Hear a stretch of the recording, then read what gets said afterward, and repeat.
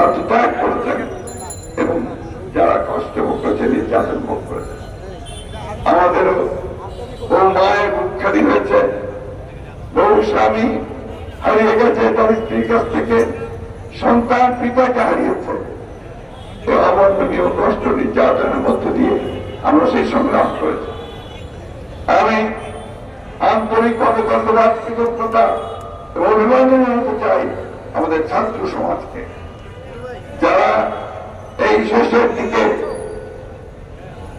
এই জুলাই বিপ্লব, তাই না, জুলাই আপরাইজিং মাত্র 1.5 মাসের মধ্যে সমস্ত ছাত্র জনতাকে একখানে করে একটা অভূতপূর্ব বিপ্লব সূচনা করেছে।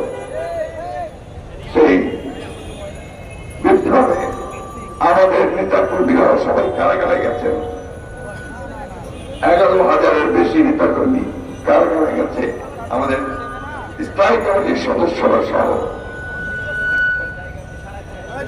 বন্ধুগণ, ছাত্র জনতার বিপ্লবে প্রায় 1000 খানেক ছাত্র জনতাকে প্রকাশ্যে গুলি করে মারা হয়েছে। আমি গতকাল গিয়েছিলাম রংপুরে, সে পীরগঞ্জে, যেখানে ছাত্র সাহিদ ইউনিভার্সিটির ছাত্র, ইংরেজি অত্যন্ত গরিব পরিবারের সন্তান, তাদের কুলি ঘর, সে টিউশনি করে পড়াশোনা করত আর তার টাকা বাঁচিয়ে আবার বাড়িতে পাঠাত।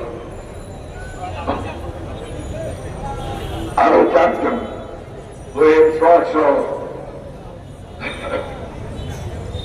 আমি ঠাকুরগাঁয় গেছিলাম আমার বাড়িতে। আমার এই অস্বীকার করেছিল হাসিনা, এই অস্বীকার করেছিল সীমা লঙ্ঘন করেছিল। অহংকার, কি অহংকার!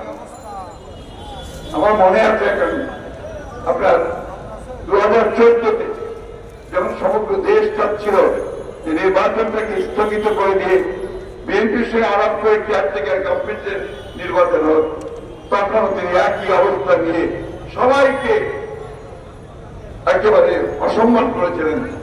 তখন একটি ইংরেজি পত্রিকার দৈনিকের হেডলাইন ছিল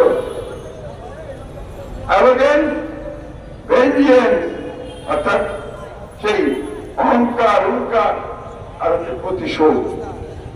শেষ মুহূর্ত পর্যন্ত তার মুখে সেই প্রতিশোধের জিঘাংসায় স্পষ্ট হতে পারে। আল্লাহর কি হুকুম দেখেন, তাকে একেবারে পালিয়ে যেতে হবে আবার সেই জায়গায় যেখানে তার গোলাপতা আচরণ করে। বন্ধুগণ, আমি সেই জন্যই বলছি আওয়ামী লীগেরদেরকে যে এখনো সময় আছে, আপনারা আর ঝামেলা করেন না, কারণ ঝামেলা করলে আপনারা টিকতে পারবেন না। আজকে তো চেষ্টা করেছিলেন যে আপনারা যাবেন 32 নম্বরে গিয়ে ফুল দেবেন, কারো কোনো আপত্তি ছিল না, কিন্তু ছাত্ররা তো হতে দেয়নি। আপনারা তো হতে দেননি কেন? ওই মানুষটাকে আর কেউ দেখতে চায় না, ওই হাসিনার চেহারা তারা আর দেখতে চায় না। চায়? বন্ধুগণ, এই এক হাসিনা সারা বাংলাদেশের যত আওয়ামী লীগের ছিল তারা কিন্তু খুদে হাসিনাতে তৈরি হয়েছিল। সারা বাংলাদেশ অত্যাচার, নির্যাতন, নিপীড়ন চালিয়ে গেছে। বন্ধুগণ, আমি বক্তব্য বাড়াচ্ছি না।